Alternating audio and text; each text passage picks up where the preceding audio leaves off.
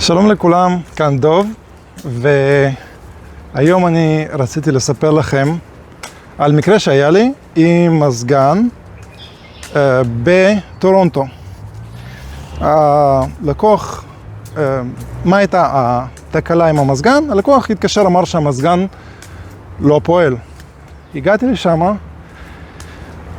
והדבר הראשון, הלקוח אמר לי, הוא סיפר לי שאני לא הטכנאי הראשון שמגיע. הגיע מישהו לפניי מחברה די גדולה באזור טורונטו, והם, הלקוח שלם $6,000 בשביל לתקן את המזגן, ובסופו של דבר זה לא תוקן. עכשיו, מה הייתה הבעיה? הכרטיס פיקוד ביחידה הפנימית כל הזמן נשרף. יחידה הפנימית זה איפה שהפרנס, למטה, בבייסמנט. ויש שם כרטיס פיקוד והוא כל הזמן נשרף. כלומר, הם בדקו את זה עם פיוזים. הפיוז שבתוך הכרטיס פיקוד כל פעם היה נשרף ברגע שהם היו מפעילים את המזגן. איך אני יודע שהם החליפו הרבה פיוזים? בגלל שהיו איזה 4-5 פיוזים מתחת לפרנס הזה על הרצפה, שרופים. ככה אני הבנתי הם ניסו כמה פעמים להחליף את הפיוזים האלה, בלי הצלחה. ובאיזשהו שלב הם פשוט הגיעו למסקנה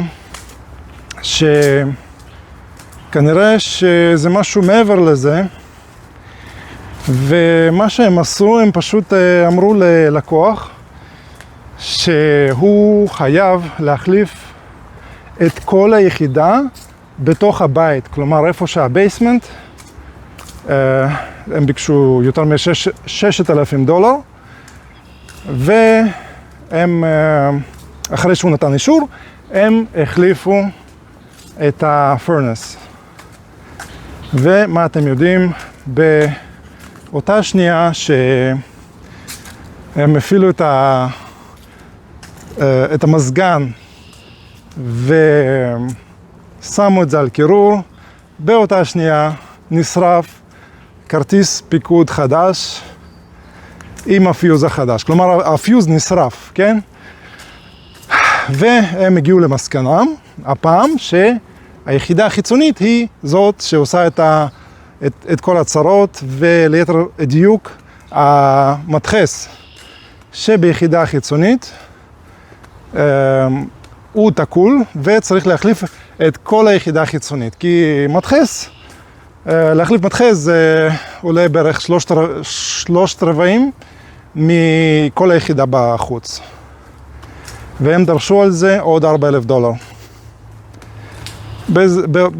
באותו השלב הלקוח כבר הבין שמשהו לא כשורה.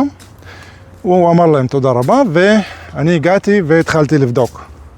כלומר, אני הבן אדם השני שמתעסק עם המזגן הזה.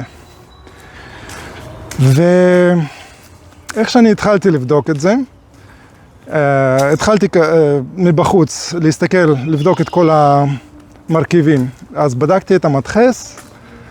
מה אתם יודעים? המדחס תקין לחלוטין. בדקתי אותו כמה פעמים, הוא תקין. זה לא המדחס. אז בדקתי את המאוורר שליד המדחס, אולי המאוורר תקול, כי לפעמים זה מה שקורה. מאוורר גם היה תקין. ובדקתי את הקבל. קבל זה עוד מרכיב שיכול לעשות תיאורטית את הצרות האלה. הקבל היה תקין, וברגע שאני התחלתי לבדוק את הקונטקטור, הקונטקטור זה החלק הרביעי, הצלע הרביעית בכל הסיפור הזה, הבנתי שקונטקטור הוא אמור להראות התנגדות של בערך בין 10 ל-20 אום. במקרה הזה ספציפית הוא הראה פחות מ-1 אום. כלומר, הקונטקטור היה תקול, ובגלל זה כל פעם שניסו להפעיל את המזגן, הכרטיס, ליתר דיוק הפיוז שבתוך הכרטיס, היה נשרף. ברגע שהחלפתי את הקונטקטור, המזגן התחיל לעבוד מצוין, הוא התחיל לקרר, ובדיעבד הסתבר שלא היה צריך להחליף בכלל את היחידה בחוץ, את היחידה בפנים, סליחה, ואפשר היה פשוט להסתפק בהחלפת הקונטקטור. עכשיו, מה הטוויסט בעלילה? הטוויסט בעלילה הוא שהלקוח הוא עורך דין די גדול. כלומר, אני משער, אני לא מכיר אותו, אבל לפי הבית שלו, אני משער שהוא יודע מה הוא עושה, והוא הולך לתבוע להם את הסבא רבא. הוא הולך להגיש נגדם תביעה, ולבקשתו אני הכנתי דוח מפורט של כל מה שאני עשיתי. לא עשיתי את זה מתוך רוע לב, אני עשיתי את זה יותר מתוך תחושת צדק. כלומר, הצדק הוא חייב להיראות מתישהו. נכון? הוא חייב, הצדק חייב להופיע מתישהו. וזה לא הוגן שבן אדם ישלם $6,000 על תיקון שעולה פחות מעשירית, רק בגלל שמישהו לא ידע מה הוא עושה. כלומר, אני מאוד רוצה להאמין שהטכנאים שהיו לפניי פשוט לא ידעו מה הם עושים ולא עשו את זה בכוונה. זה סוף הסיפור, אני מקווה שנהניתם.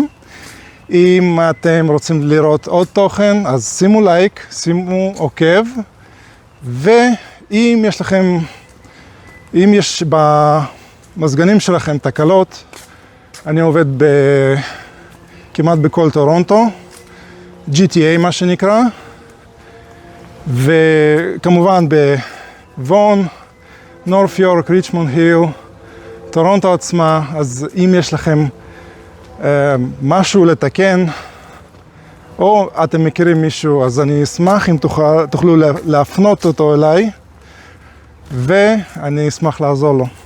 אז נתראה בקרוב עם וידאו חדש. להתראות.